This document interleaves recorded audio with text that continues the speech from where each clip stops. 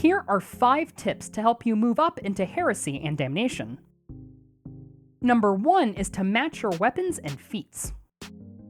There are a lot of weapons and feats for you to use when slaughtering the heretics, but that doesn't mean they all go well together. Before you even get into a game, double check that the weapons and feats you have selected aren't just random but complement one another. The most common type of mismatch in builds are between your level 5 toughness feats and your weapons, so be sure to triple check those.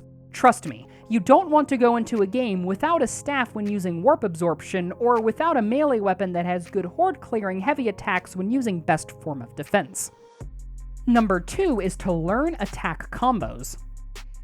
Every single melee weapon in Darktide has what are known as optimal attack combos, which refer to the most effective mixture of light, heavy, and push attacks you chain together to deal the highest possible damage in the shortest amount of time.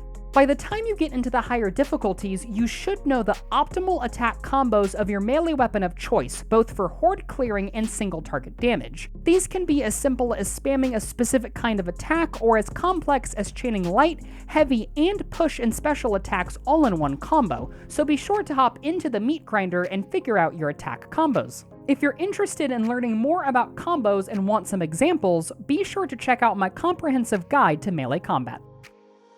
Number 3 is to be aggressive.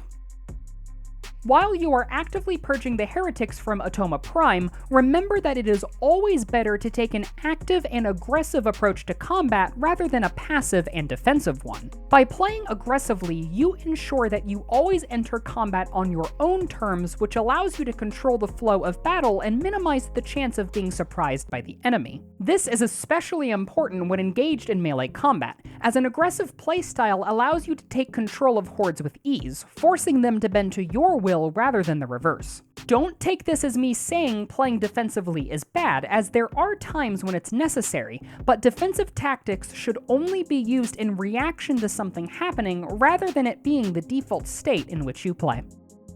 Number 4 is to use your items proactively. In addition to ranged weapons, you have grenades, medkits, and ammo crates at your disposal to help you turn the tide of battle. The first thing to remember regarding these is to actually use them in the first place and not just hold on to them endlessly, but you should also aim to use them in a proactive way rather than a reactive one. It's very common to hold on to these things and use them only when you see a situation turn sour, but consider instead using them before that. You not only make things easier on you and your team, but you most likely would also save resources you otherwise would have expended had the situation turned dire. Keep in mind this will take some time to perfect, as you have to become good at reading and predicting these bad situations before they ever occur. Keep playing and you'll eventually develop the game sense to identify and neutralize them with ease. And number 5 is to take care of yourself. Darktide is a cooperative game, but remember that at the end of the day, the only person you can always rely on is you. Always ensure that you take care of yourself first and foremost, and never put yourself in a bad situation for your team unless you are certain that you can handle it. Likewise, don't overextend for a teammate that is out of position or try to res someone who goes down in a bad position.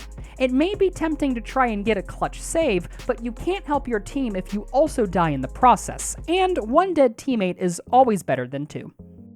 Thanks for watching. If you enjoyed, make sure to like and subscribe for more Darktide content in the future. See y'all next time.